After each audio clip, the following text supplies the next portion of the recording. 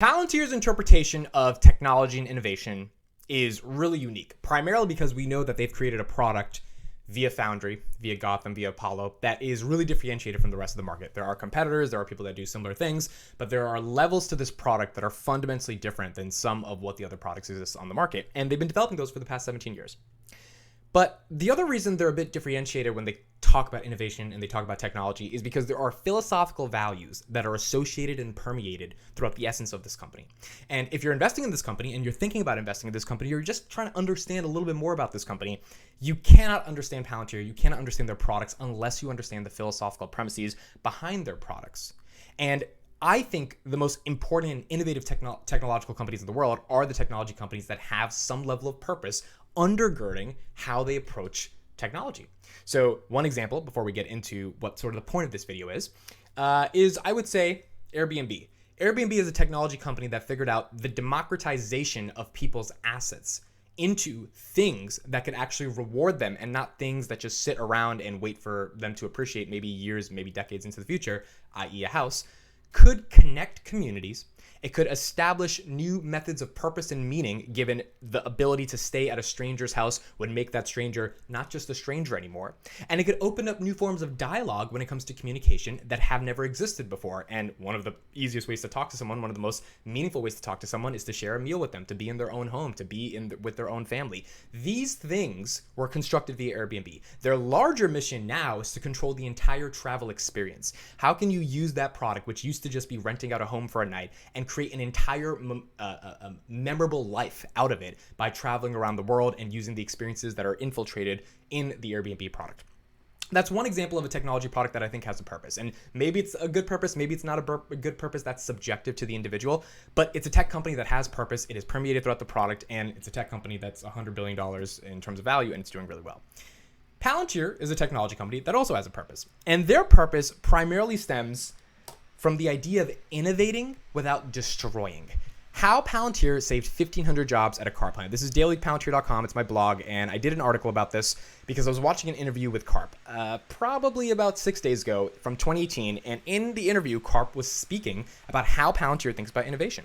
And one of the things that he said that is very important to understand when we're talking about the concept of innovation is making sure that people don't lose their jobs.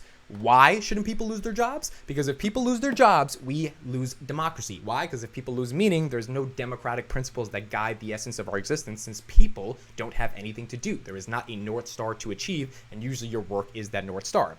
So if we talk about the role of technology, most of the time we talked about the role of technology as this thing that's supposed to innovate, get us further, make life easier, make it more productive, more efficient, all of those types of things. Those things are important. But it's also very important to understand that if they trade off with fundamental human values, even if it's disruptive, even if it's changing the way the status quo operates, even if it's moving fast and breaking things, in the words of Facebook, it might not be the healthiest for society. In fact, it might have extremely detrimental effects for society. So I write in this article, there was no stopping the advance of social media to replace linear-based television as a means of consuming content. This is why you guys are watching this on YouTube. There was no stopping Uber from democratizing access to becoming a full-time driver and removing oneself from the stranglehold of taxi companies. If a technology emerges that makes the world more efficient at the intersection of positive unit economics, it will permeate our society, and there's nothing we can do about it. But Palantir disagrees. So let's get into this part. You guys can check out the article up in the description, but here's what Karp explains to get into the meat of this. Palantir software is creating jobs at a Chrysler plant. Now it's named Stellantis, which Palantir just launched a partnership with a couple days ago. It's preserving jobs because once the 1,500 employees are using the software, they're actually doing things that you otherwise would need a PhD to do. So you're making them as valuable as a PhD in software, and it scales across the enterprise, so they're more valuable than a single PhD in software. What Karp is talking about are factory workers in a car plant that need to do complex things around logistics, supply chains, etc., using data. Now, usually you need a PhD in software and computer science that is able to understand how to interpret all that data. Probably you would call them a data scientist. But what if you could create a software that democratizes the access through a user-friendly way, through a advanced back-end but easy to understand front-end that allows those 1,500 people that, instead of getting replaced by a computer or a fancy data scientist that's taking all of their salary and that's saving the company all these profits, you actually make those 1,500 employees better across the enterprise. Those 1,500 employees have more value than a single PhD in computer science, which actually creates more business value for the company. How do you do that? You create software that doesn't do their job, but helps them understand their job in a much more better way.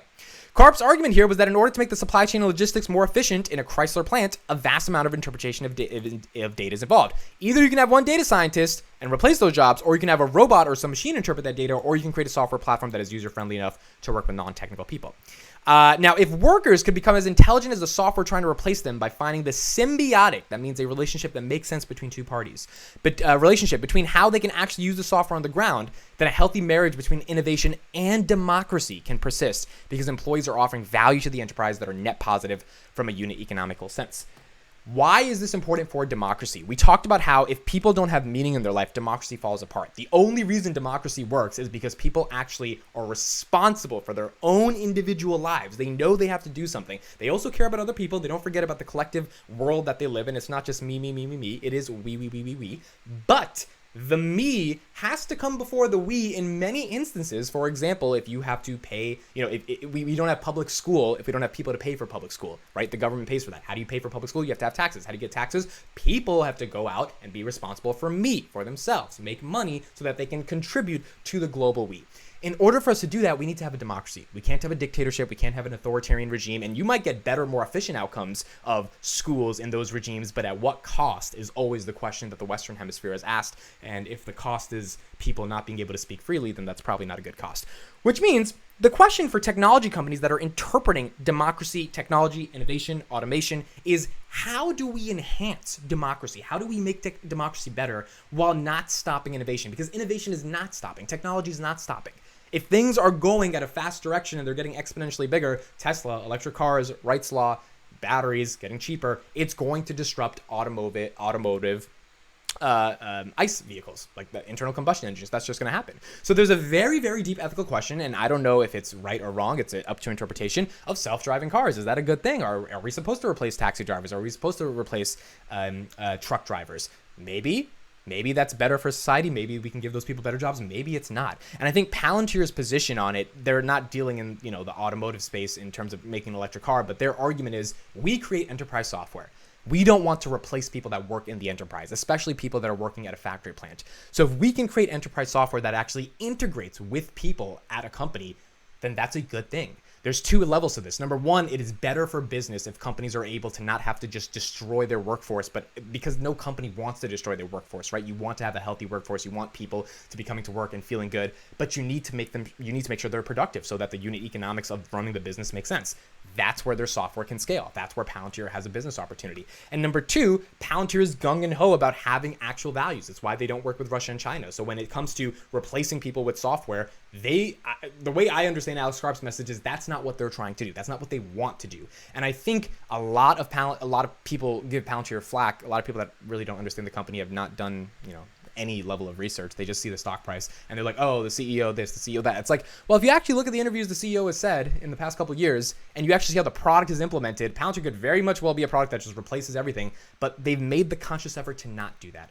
And I think when you're investing in this type of company, you're also investing in that philosophy. That's why you're not getting business from Russia and China.